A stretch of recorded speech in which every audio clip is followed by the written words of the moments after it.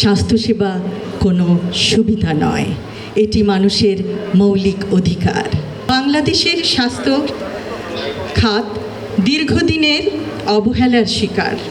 সরকারি হাসপাতালগুলি অতিরিক্ত চাপের মুখে, স্বাস্থ্যকর্মীরা নিরুৎসাহিত, অসমভাবে বণ্টিত, মানসম্মত সেবায় প্রবেশাধিকার প্রতিদিন লাখো মানুষের কাছে এক অসম লড়াই।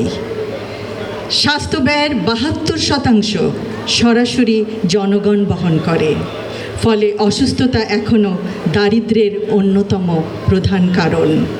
একটি সুস্থ, দেশি, উৎপাদনশীল, আত্মনির্ভর ও সার্বভৌম আমাদের লক্ষ্য।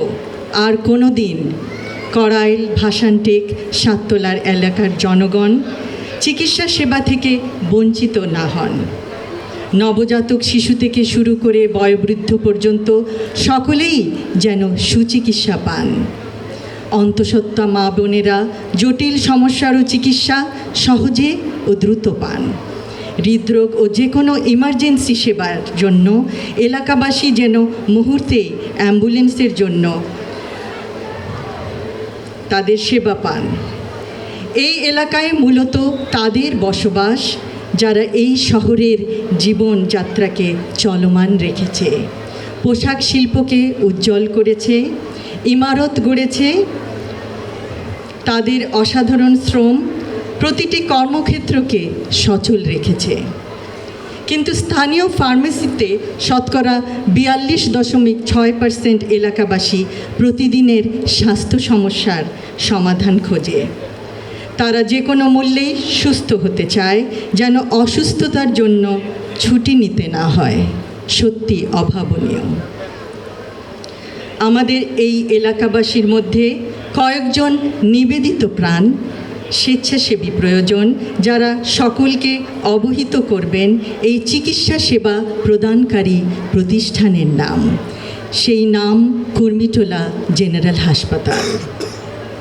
আমি আশাবাদী আমার প্রিয় ঢাকা 17 অন্তর্গত কড়াইল, ভাসানটেক, সাততলার এলাকাবাসীর স্বেচ্ছাসেবী কর্মীবৃন্দ ও কুর্মিটোলা জেনারেল হাসপাতালের সদস্যবৃন্দ একত্রিত হয়ে বহু প্রাণ বাঁচাতে সক্ষম হবেন।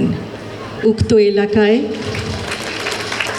নিশ্চয়ই অনেকেই আছেন যারা এই নতুন বন্ধনের কথা জানেন না। তারা হয়তো অবগত নন যে বহুদিন ধরে কষ্টে থাকা তার আপনজন, অথবা তিনি নিজেও বহু মাস অপেক্ষা করছেন সহজলভ্যে স্বাস্থ্যসেবা পাওয়ার জন্য। সেই সেবা আজ তার হাতের নাগালে, সম্পূর্ণ বিনামূল্যে। আজ আমরা তাদের স্বাস্থ্য সংক্রান্ত সব চিন্তার, কষ্টের অবসানের পথ দেখাতে চেষ্টা করতে চাই। স্বাস্থ্যসেবা এখন তাদের দোরগোড়ায়, কারণ আমরা বিশ্বাস করি স্বাস্থ্যসেবা কোনো সুবিধা নয়, এটি মানুষের মৌলিক অধিকার।